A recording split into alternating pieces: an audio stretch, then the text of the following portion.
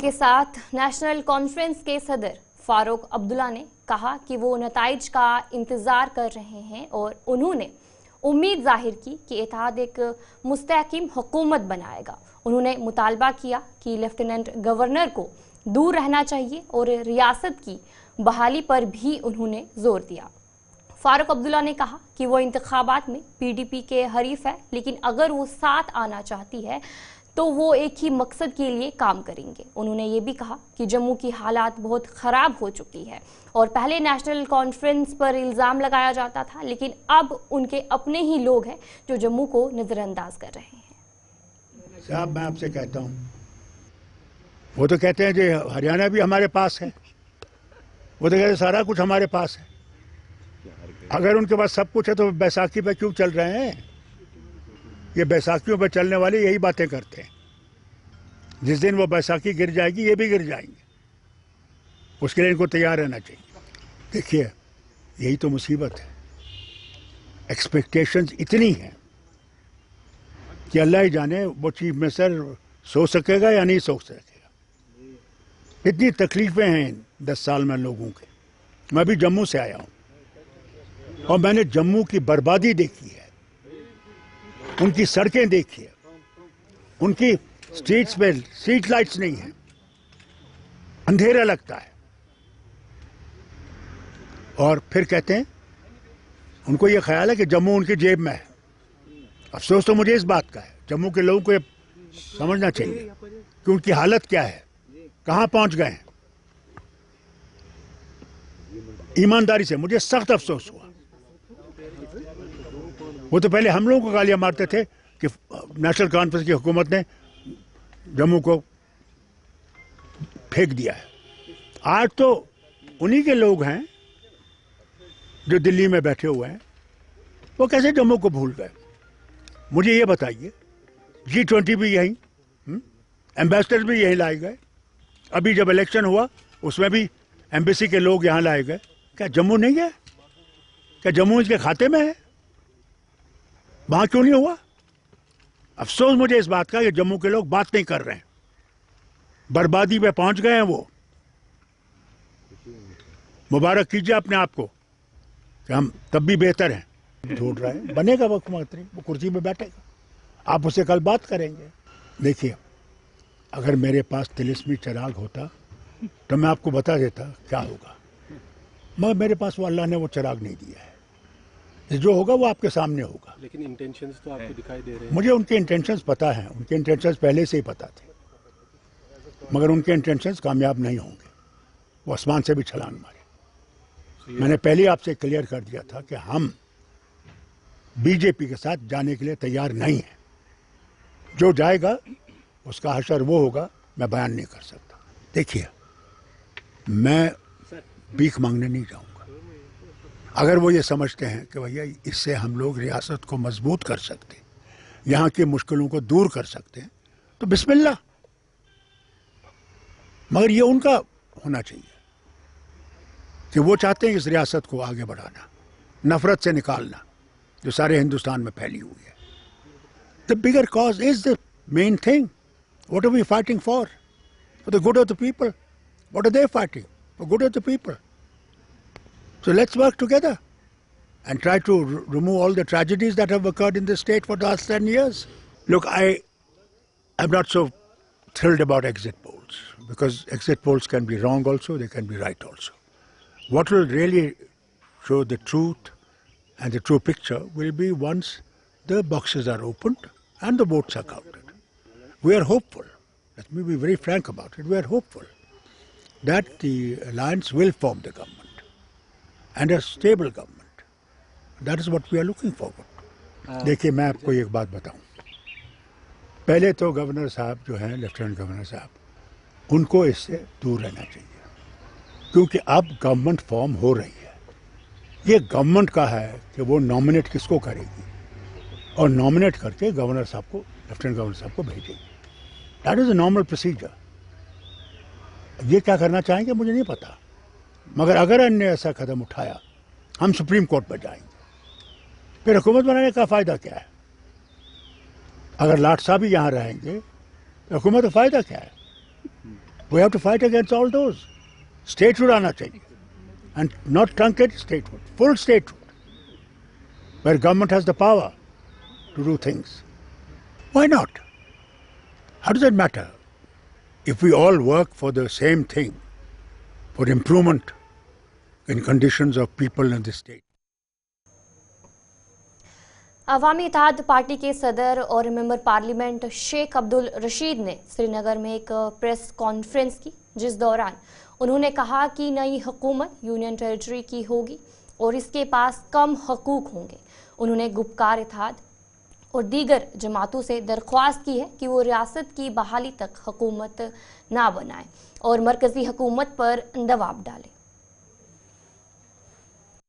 Majority किसके पास भी आती है वो अलग बात है, सरकार कोई भी बनाए, मुझे सिर्फ इतनी गुजारिश करनी है, 5 साल इन लोगों ने कुछ किया नहीं, Gupkar alliance, so called regional parties. अब अगर इलेक्शन हुआ तो मेरी हम्बल गुजारिश है, खास तौर से जो India bloc, PDP, people's conference, बाकी अपनी पार्टी, बाकी पार्टियां, कि चले एक चीज पर आप तो यूनाइट हो जाइए। हमें पता है कि इंडिया अलायंस की मजबूरियां हैं, वोट तो उन्होंने कश्मीर से दिए, लेकिन 370 पर कांग्रेस ने खामोशी इख्तियार की। मैं इस वक्त कोई बिटरनेस ऐड नहीं करना चाहता हूं, मेरी एक सजेशन है इन सब से कि जब तक स्टेटहुड हमें ना मिले, कोशिश करें कि नई सरकार तब तक ना बने। अगर मेजॉरिटी भी मिलेगी, चाहे किसी अकेली पार्टी को मिले, अलायंस को मिले, या इंडिपेंडेंस का सपोर्ट चाहिए या किसी और का सपोर्ट चाहिए, तो अच्छा रहेगा कि अगर ये सारी पार्टियां एक पॉइंट पर फोकस करके यूनियन गवर्नमेंट पर ये कहते हैं कि आप स्टेटहुड वापस दे दीजिए, इलेक्शन हो गया। अगर उमर साहब खुद कहते थे कि म्यूनिसिपैलिटी से ज्यादा पावर इस सरकार के पास नहीं रहेगा, तो उन पर भी लाजिम है, पीडीपी पर भी लाजिम है, सब पर लाजिम है कि कम से कम एक छोटी सी चीज है, उतना बड़ा मसला है नहीं। मोदी जी ने वैसे ही गोल पोस्ट चेंज कर दिया, तो थोड़ा सा मिलके यूनियन सरकार से कहते हैं कि कम से कम स्टेट पहले ने थोड़ा सा विकार बहाल हो, और अगर इसमें उन्हें एआईपी का भी ताउन चाहिए, हम बाकी चीजों को छोड़कर इस एक पॉइंट पर उनके साथ कोऑपरेट करने को तैयार हैं, इरिस्पेक्टिव ऑफ द फैक्ट किसको कितनी सीटें मिलती हैं। लेकिन एक एक वोटर का यही ख्वाहिश है कि यहाँ की सियासी पार्टियां बयानबाजियों से आगे निकलकर प्रैक्टिकली कुछ ऐसा करें जिससे लोगों का सेल्फ कॉन्फिडेंस रेस्टोर हो, लोगों के राइट्स रेस्टोर हो, और अगर स्टेटहुड की डिमांड यूनाइटेडली जम्मू और कश्मीर के लोग, पॉलिटिकल पार्टियां, इलेक्टेड रिप्रेजेंटेटिव्स, यूनियन सीपीआईएम के उम्मीदवार मोहम्मद यूसुफ तारिगामी ने अपनी रिहाइशगाह पर इजराइल के खिलाफ एहतजाज किया। उन्होंने कहा कि इजराइल ने फ़लस्तीनियों के खिलाफ जंग शुरू कर रखी है, जिससे फ़लस्तीनी अवाम को बहुत मुश्किलात का सामना है। उन्होंने हुकूमत से मुतालबा किया है कि वो फ़लस्तीनी अवाम की हिमायत में आवाज़ उठाए और इस जंग पर पाबंदी आयद होनी चाहिए। बंद करो, बंद करो, बंद करो। और फलस्तीनी अवाम के लिए, फलस्तीनी अवाम की नस्ल कुशी बंद करो, बंद करो, बंद करो। फलस्तीनी अवाम की नस्ल कुशी बंद करो, बंद करो, बंद करो। जहाँ तक आज पूरे मुल्क में लेफ्ट पार्टीज की तरफ से सॉलिडारिटी का एहतमाम किया गया है, मुख्तलिफ जगहों पर जुलूस जलसे हमारे मुल्क के अवाम की तरफ से उस जंग के ख़िलाफ़, उस बर्बरियत के ख़िलाफ़ जो इसराइल ने शुरू कर रखी है 1 साल पहले फ़लस्तीनी अवाम के ख़िलाफ़, जिसकी पुष्टपनाही अमरीकी साम्राज्य कर रहा है और बाकी और साम्राज्यी क़ुव्वतें उनकी पुष्ट पर हैं। बल्कि आज ये जंग और बढ़ गई है, लेबनान को भी और अरब ममालिक में यमन को, इराक को भी खतरे में डाल दिया है।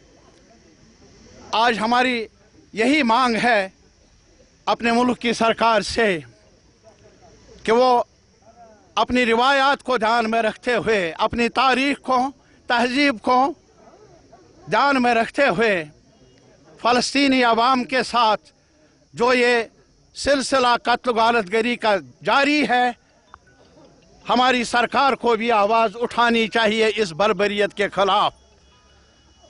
आज हमारी सरकार को भी चाहिए कि वो बगैर किसी लातोलाल के, बगैर किसी हिचकिचाहट के सॉलिडेरिटी का इजहार करना चाहिए लेबनानी अवाम के साथ, फ़लस्तीनी अवाम के साथ, ताकि इस जंग पर रोक लग जाए।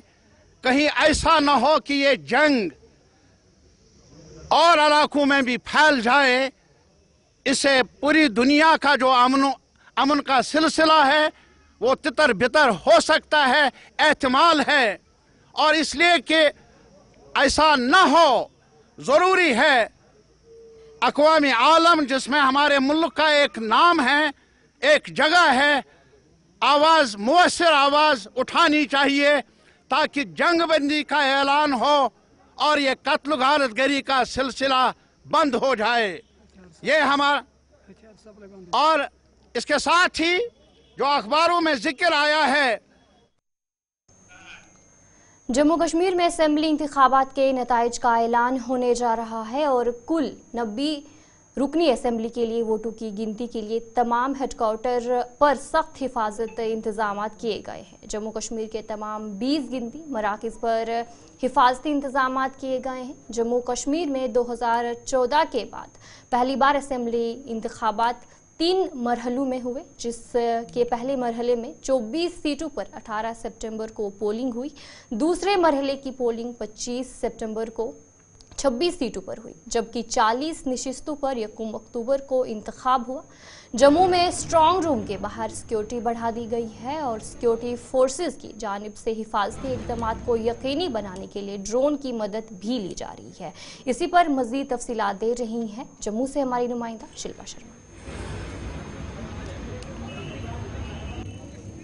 जम्मू कश्मीर में 8 तारीख एक अहम दिन है, क्योंकि 8 तारीख को विधानसभा चुनाव के नतीजे सामने आएंगे कि आखिरकार कौन सी पार्टी कितनी सीटें हासिल कर पाई है और किसकी आखिरकार सरकार होगी। आपको बता दें कि 8 तारीख यानी कि कल नतीजे आने हैं और इसी को लेकर 3 काउंटिंग सेंटर बनाए गए। इन 3 काउंटिंग सेंटर में से एक काउंटिंग सेंटर में मैं मौजूद हूं, पॉलिटेक्निक कॉलेज, MM कॉलेज और साथ ही साथ गांधीनगर वुमेन कॉलेज। अगर हम सुरक्षा व्यवस्था की बात करें तो कड़ी सुरक्षा व्यवस्था इस समय देखने को मिल रही है। स्ट्रांग रूम के बाहर आप देखिए जम्मू कश्मीर पुलिस के जवान तैनात है, CSF के जवान तैनात है और चप्पे चप्पे पर इस समय निगरानी रखी जा रही है।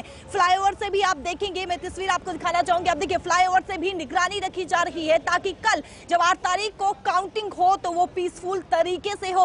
साथ ही साथ स्ट्रांग रूम में ड्रोन के माध्यम से निगरानी की जा रही है, वीडियोग्राफी के माध्यम से निगरानी की जा रही है और इस समय MM college, Gandhinagar women college और पॉलिटेक्निक कॉलेज में कड़ी सुरक्षा व्यवस्था इस समय देखने को मिल रही है। और आम जनता कहीं ना कहीं जो है वो आपको बता दें कि एक क्यूरियोसिटी उनके मन में रहती है कि आखिरकार उनके इलाके की काउंटिंग कहां पे रहने वाली है। वो मैं आपको बता दूं कहां पर ये काउंटिंग रहेगी, यानी कि पॉलिटेक्निक कॉलेज में किन किन इलाकों में काउंटिंग रहेगी, MM कॉलेज में किन किन इलाकों की काउंटिंग रहेगी। तो सबसे पहले MM कॉलेज की बात करें तो बहू, बिश्नाह, सुचेतगढ़, RS-पुरा, जम्मू साउथ, जम्मू वेस्ट की जो काउंटिंग है, इन इलाकों की काउंटिंग जो है वो MM कॉलेज में रहेगी। और साथ ही साथ जम्मू ईस्ट, नगरोटा, जम्मू नॉर्थ, मर, अखनूर और छम में ये काउंटिंग जो है वो पॉलिटेक्निक कॉलेज में, यानी कि जिस कॉलेज में मैं मौजूद हूं, जिस काउंटिंग सेंटर में मैं मौजूद हूं, यहां पर इन इलाकों की जो है वो काउंटिंग रहने वाली है। और लोगों में एक क्यूरियोसिटी रहती है कि आखिरकार वो उनका इलाका जो है वो कहां पर, उनके इलाके की जो काउंटिंग